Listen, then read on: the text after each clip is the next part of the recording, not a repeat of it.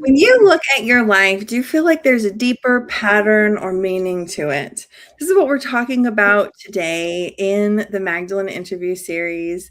And whether you're watching with us on replay or you're watching with us live, we'd love to hear your reflections as we have this beautiful conversation today. I have with me Shelley Hines.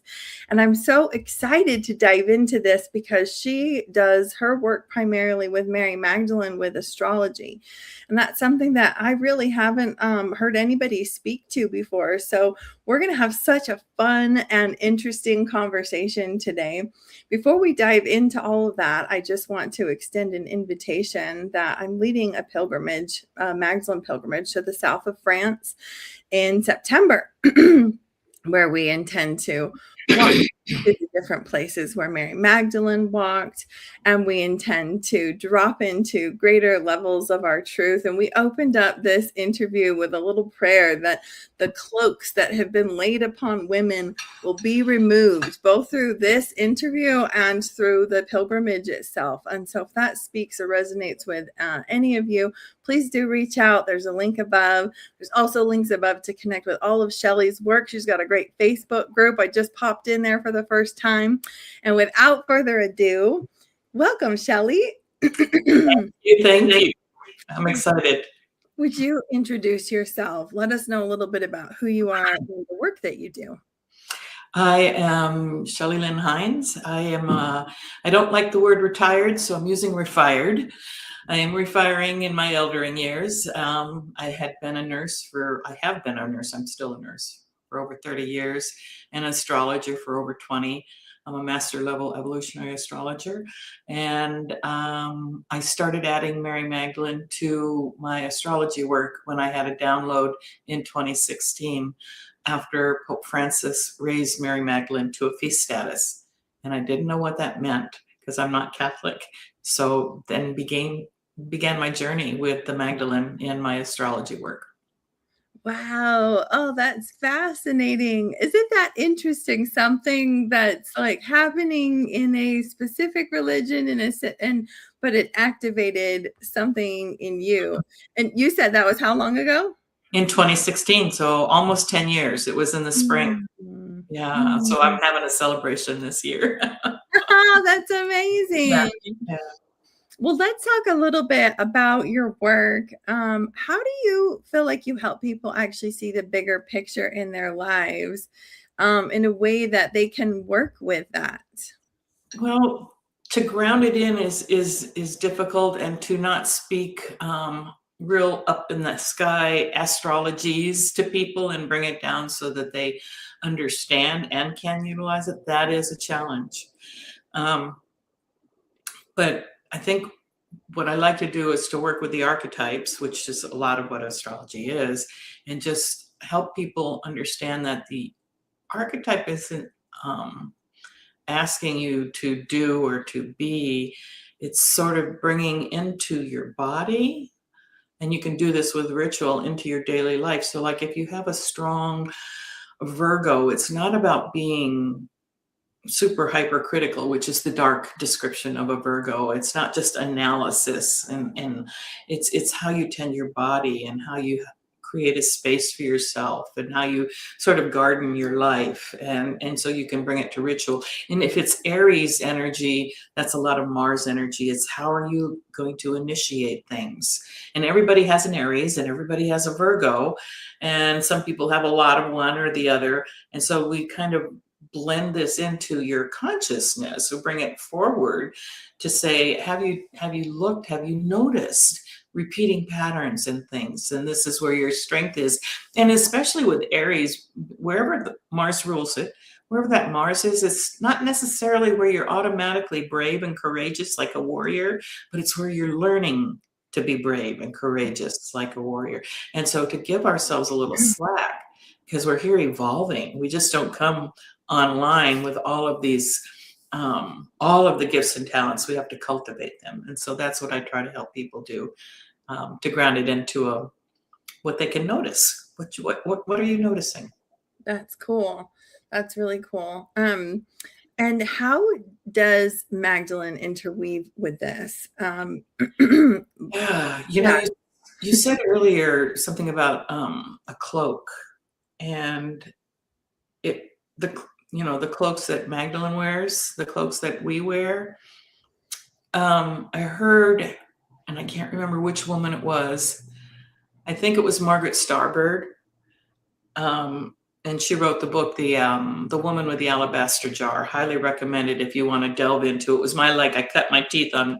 This was before my download. I cut my teeth with Margaret Starbird's book. It was wonderful, and she was trying to prove.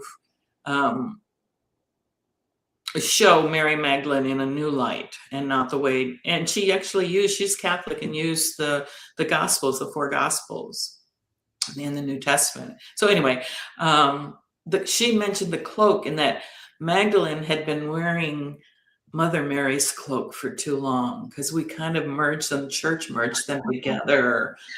And I just found that always stuck in my heart and in my mind, that what cloaks are we wearing, and let Magdalene have her own cloak, and I did some shamanic work, and I made my own cloak years and years before this Magdalene download. And it was my cloak of invisibility that I could wear as protection. And it was strewn, I sewed on all these jewels, and it was my cloak. And it was on the wall or in the closet, wherever I went. And if I needed to not be seen, if I felt threatened, it was a power cloak. It wasn't just being quiet and nobody see me. It was like being seen for who I am. So this was my magical cloak. So I love that you asked the cloak question. Oh, that's so cool. Yeah, I love that. Isn't that interesting? Okay, we have to go down a rabbit hole with this, because invisibility is it's such a thing. Like, I think that so many women have had a cloak of invisibility of disempowerment forced upon us. I just rewatched Mona Lisa Smile last night. Oh. And such a great movie, about the 50s and about the 50s woman and everything. And it was like, how invisible can you be? And when you succeed at that, you have succeeded. And I had a dream a couple of years ago that I had my own superpower of invisibility, but there were two of me, and my true self was the one that could turn on and off her invisibility.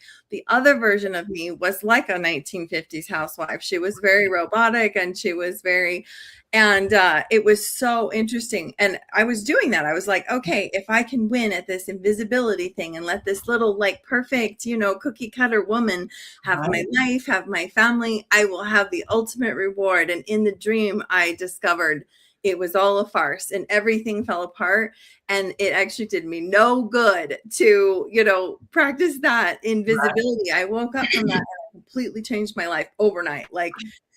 So the idea then of even that you created this from a place of empowerment, I think that's what it's all about, right? It's identifying what are the cloaks we have been, saying yes to that we didn't even know, or that we never even said yes to really consciously. How do we remove them and then only wear the cloaks that serve us, that are in our power? And part of that, during that period of time, it was in 2012 when a lot of people were having lots of big shifts in 2012. But underneath the cloak, I was naked. And so to stand in your nakedness is very powerful. And it's a challenge. It's a challenge. This is who I am, naked and all. Love it or leave it. So there was a piece of being naked underneath this cloak as well. Oh, that is so, so beautiful. Yes, the nakedness thing too. We could go down a lot of rabbit holes. We really could. My world. So powerful. So to that story, I just recently, a couple of weeks ago, gathered together several women. I'm good friends and have a working partnership with a boudoir photographer in town. It was on Women's Day, and we had a whole boudoir photography day. And it was so cool because many of them arrived feeling like, oh, I don't know how far I'll go. Maybe I'll just wear a pretty dress or, whatever. And as the day evolved and everybody stepped deeper into these layers of confidence and also safety, by the end, everybody had a nude photo taken. And it was so powerful. See what I'm saying? Yeah. Yeah, That's we don't exactly what I'm saying. realize. Yeah. Oh, Yeah. so powerful. Okay. Let's let's circle back here. All I'd right. love to ask in the comments too, like, what cloaks have you identified in your life that you've been wearing that you don't want to wear anymore or that you're no longer claiming? And what cloaks do you choose? What cloaks do you choose in empowerment? What's your unique cloak? So that was such a fun, oh, what a fun, beautiful kind of analogy or metaphor for what we have experienced as women. Yeah. You speak to, so again, this interweaving of astrology and Mary Magdalene. How does Magdalene come in and work through the astrology that you do in a way that's different than working with another astrologer that's not working with Mary Magdalene? It's brand new. This is virgin territory. I'm super naked in this. Okay. Mm. I'm being courageous. One of your questions prior to coming on screen was about relationship and how we enter it. And that is, in my chart, the medicine for me is entering into right relationship for this soul incarnation. That is my big focus is relationship. I've had 2 marriages, a 15 and a 22-year marriage. And I'm still sort of divorcing from wrong relationship. So bringing that into Magdalene and how destiny, there is a thing called destiny, but there's also a thing called free will. And so people who are afraid of astrology, I think, are afraid of the mystery and don't understand that they still have free will through it. When I had the download for this Magdalene experience, I was told to look up an asteroid called Magdalena, and I used asteroids prior to that, but mostly just the planets. And sure enough, I looked it up, and there was one. And so the download wasn't look up Mother Mary or Mary Magdalene or Mary; it was Magdalena.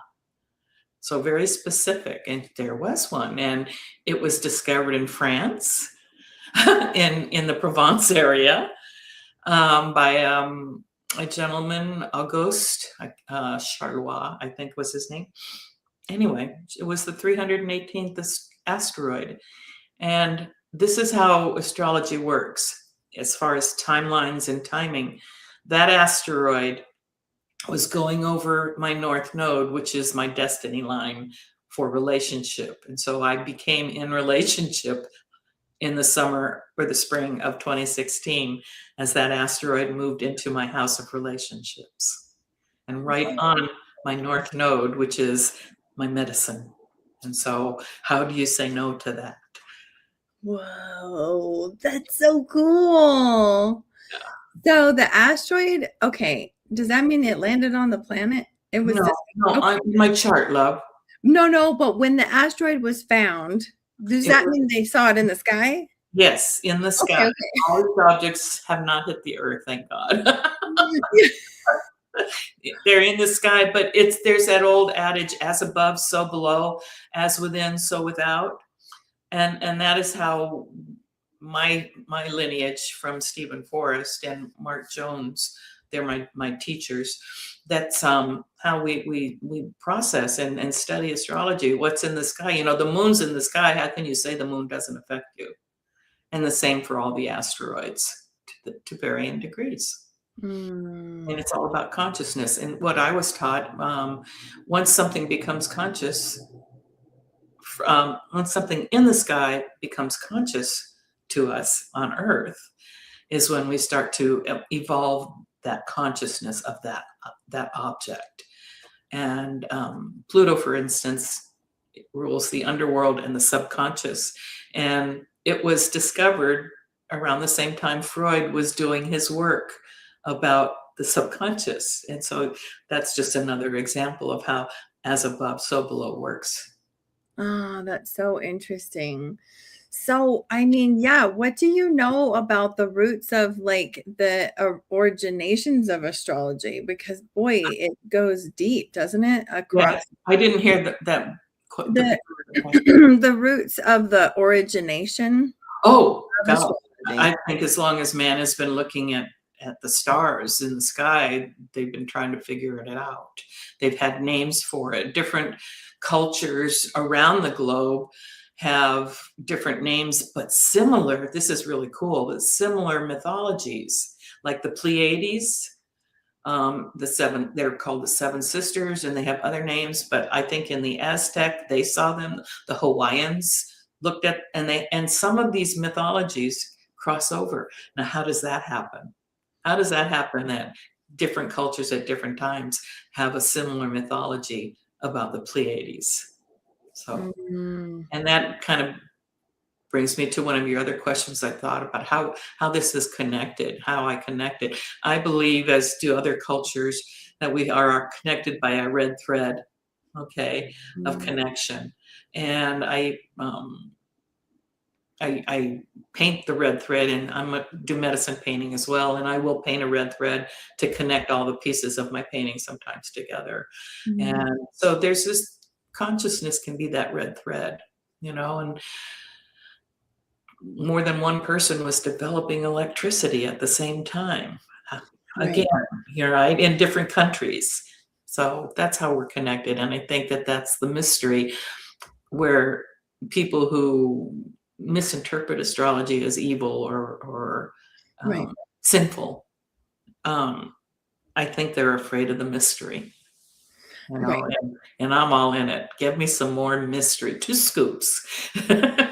Yeah, So when I really related with the Christian tradition, I absolutely found and started to love astrology, not on a depth and anywhere near where you are, but just recognizing like it was all over the Bible. Like they were referring to the stars all the and, time.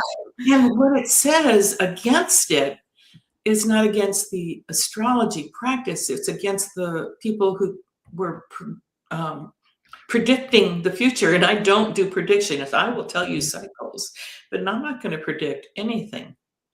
Yeah, You yeah, know, not yeah, even that the sun will rise tomorrow. You know what I'm saying? You don't do that. And that's what the Bible was against, was people who predicted. yeah. Something that I think about a lot when it comes to recognizing these similarities across multiple cultures and traditions is like, because I know there was a lot of white cultures that have carried astrology, like, I have a bunch of French royalty in my ancestry, and I know that, like, astrology was brought into the courts and, used as entertainment, used as prediction, used in all of these kinds of ways, but we also know that so many other cultures were carrying their own version of astrology, and I think about how important it is to acknowledge, like, in for white people in our privilege, we've been able to carry whatever we want to. And for so many other cultures, continuing to carry those traditions has often resulted in death and Yeah. massive oppression. And I think it really matters to look at those things. This is a big part of why I have felt called to listen more to the experiences of especially in America, of people from different cultures, to listen to the indigenous, to listen to the Black people, and to like really understand what it was like for them with their spiritual traditions. I bet Because you find a lot of similarity. we do, but we find way more suffering for them, like way more suffering because of the construct of race. It's like, I think about back to the show Roots. Yep. Yeah, have you seen Roots? Well, I probably saw, you're a bit younger than me. I probably saw the original. Yes, they came out with a new one in I 2016, did not actually. see that one. I Yeah, saw the original. so, and I had never even heard of it because I'm in my, big awakening and deconstruction journey. And so my husband and I just finished watching the new one, which I read that it's quite similar to the one that was made in the 70s. But it shows really like poignantly, you Mm, follow generations about how they came with their own spirituality, but it wasn't permitted, it wasn't allowed, it had to be done in secret, it had to be done in these corners, and how because of that each generation wanted to hold those traditions so desperately but struggled to be able to it was like, well, I didn't learn it enough, I didn't see it performed enough, I didn't. And so each generation the tradition gets more and more kind of erased or watered down and yeah. things. And so when I look at all of that, I just feel such a responsibility that if I'm going to be in relationship with these spiritual traditions, that I can be with all of these stories and I can do what I can to create right relation. I'm so curious how all of that lands for you, or do you weave any of that into your own work? I do not necessarily weave it into my own work, but I think that I have this invisible thing tattooed on my forehead, and it says, "Sit down and tell me your dirt." And Mhm. people have been doing that to me since I was a little girl. Adults would sit with me and tell me things that little girls didn't need to hear, Yeah. and they didn't. I was safe, but it was weird. Okay. And so for me, I can listen to anybody's story because of the archetypes are still the same. Okay. There's um, similar. They're still similar of male, female, light, dark, fear, courage, whether it is from a tribe in Africa, they have their stories. I think there's just a limited number of stories that we can tell in across the globe. Um, and so, that being said, I could listen to anybody's story and get it and understand and help. Let's just sit with this. And how have you and your culture been silenced, or how have you silenced yourself? If we're going to talk about Mercury things, so Mercury for everybody. Well, no, not for everybody. Mercury in Hellenistic astrology is the messenger of the gods. I don't know if anybody in Africa would have known what Mercury was in their culture because they didn't have telescopes, or did they? I'm ignorant. I'm just Yeah. flat out ignorant. But it would be interesting to hear the stories of a being that could go from earth to hell and from earth to heaven and carry messages. Okay. Yes. And so, and therein would lie, we could have a deep conversation about messages being interrupted.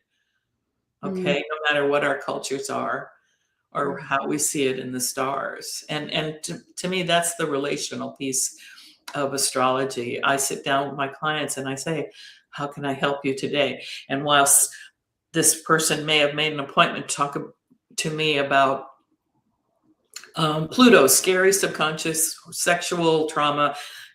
When they made the appointment, that's what they want. But in the next 2 weeks before we have our appointment, she sits down with me and she wants to talk about Venus. Okay, then we're going to put Pluto aside. Now, a lot of people would say, Shelley, you're doing her a disservice. Well, I can say, you set the appointment for this, but here today in this moment, and we only have this moment, you want to talk about Venus and love and relationship? That's what we're going to do. And we can leave the sexual trauma for another day. Right. Yeah. So you have to, I like to meet them where they're at. Oh, I love that. That's really powerful. If this is a question that I love to kind of have us just ponder on. If Mary Magdalene were here today, because we know Mary Magdalene also carried multiple spiritual traditions, some that she potentially heralded from, and some that she learned through attending mystery schools and things like that. And so I think she's really relatable in that way as Mhm. well for us. because we have the internet, and now we have, information available from every single thing, and we have the capacity to incorporate whatever we want, whatever we feel brings us more peace and healing, and and hopefully used for good in our lives. Mhm. So how do you think that Mary Magdalene would practice right relation, or what message would she have about right relation if she were just walking around alive today? Oh, God, that would be amazing. Um, as far as right relationship, it would not be with another, it would be within. She and Yeshua, Miriam, I like to call her Miriam as much as possible because I see her as the brown woman she was. It's Mhm. a Jewish woman. So Yeshua and Miriam's message was that the kingdom is within. And if you don't have that right relationship with you in the kingdom, then the rest of it is not going to pan out as good as it could. And so, uh, yeah, I would love to have a cup of tea with Miriam and talk about right relationship. Mhm. I think it has to do with taking care of the seven powers that have been written about in Megan Watterson's book and the others. They're not the seven deadly sins. They've been mixed up with that, but they're really powers. And if you can overcome your own power of greed or lust, name one of the seven, then you are advancing your soul and you are advancing to the kingdom right here, right now on planet Earth, which is where we're supposed to do it. This is where the second coming is. It's not Jesus on a chariot coming back.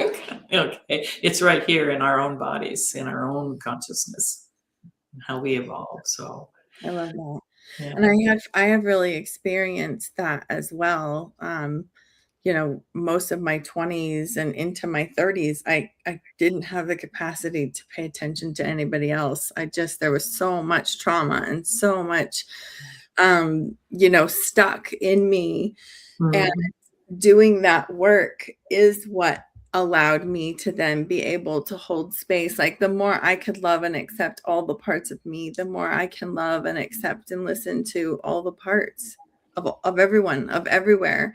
And that's like such a I feel like that's the like law of true intimacy, or into me see, is if we want to really be with other people and their pain and their experiences and help elevate the planet, it starts by doing that within. We can't hold space for someone else more than we've held space for ourselves. No, and the issue about sin too.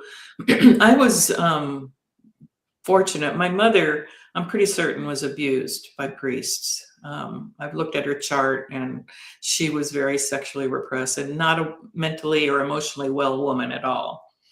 Um, so she never took us to church. I was very unchurched, but I Mm. was so curious, and there's reasons in my chart for that curiosity. But um,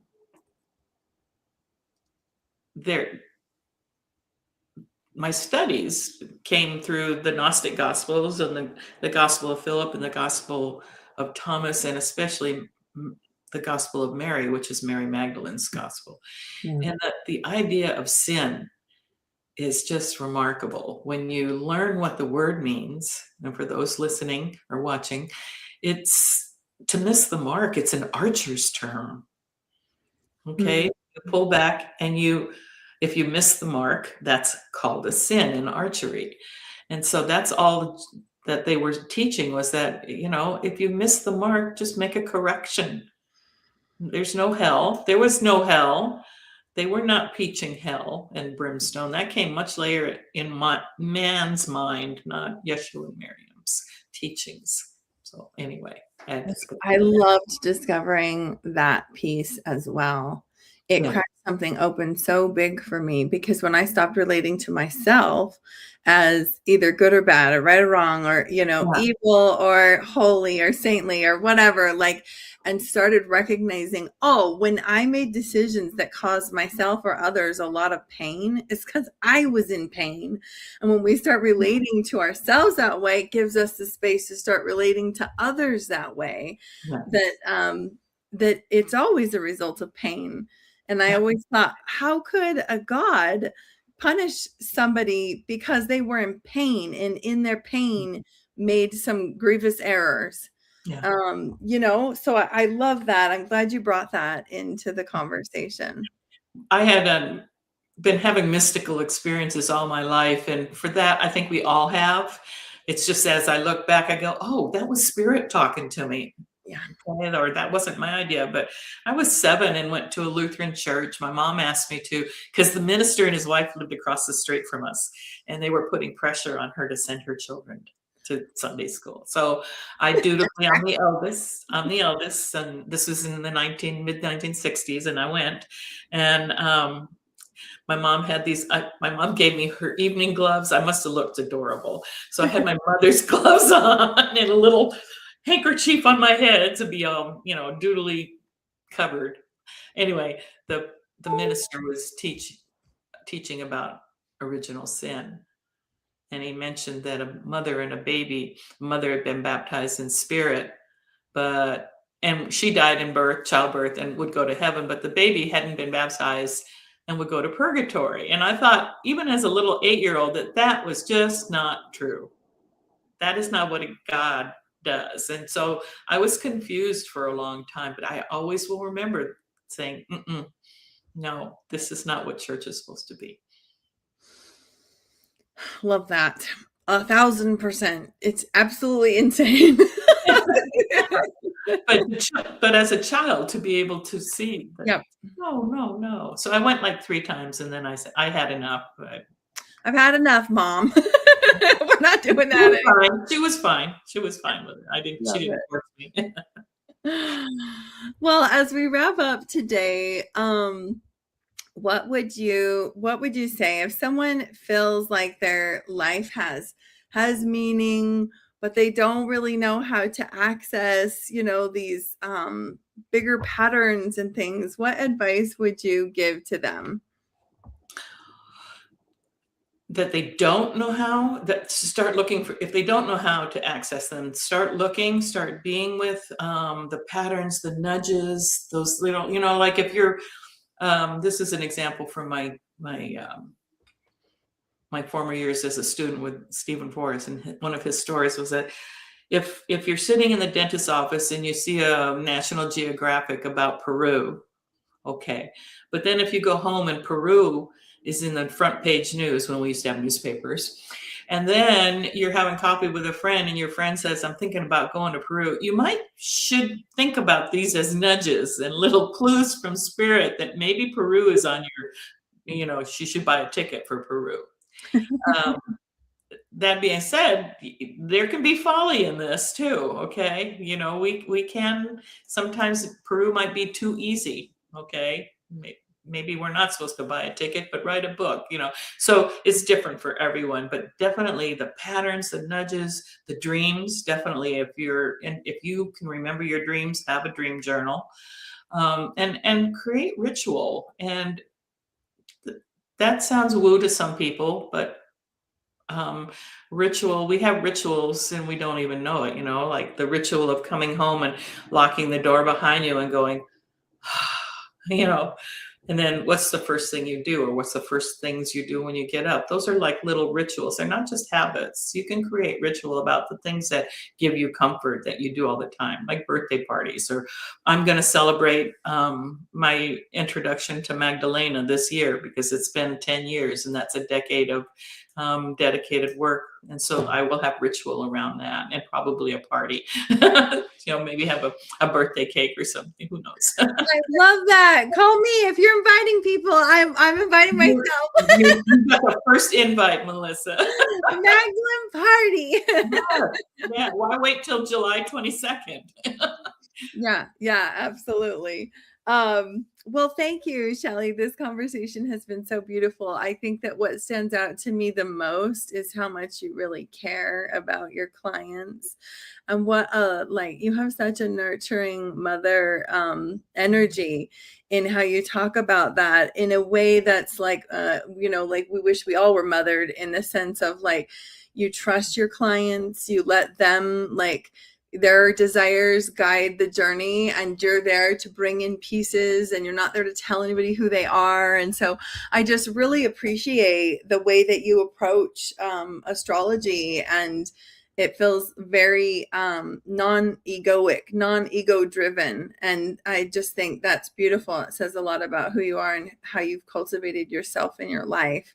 So so guys, if you're watching, again, please say hi in the comments if you have questions for Shelley, or thoughts that you want to add to our conversation today. We'll be checking the comments for several days after this has, posted and things.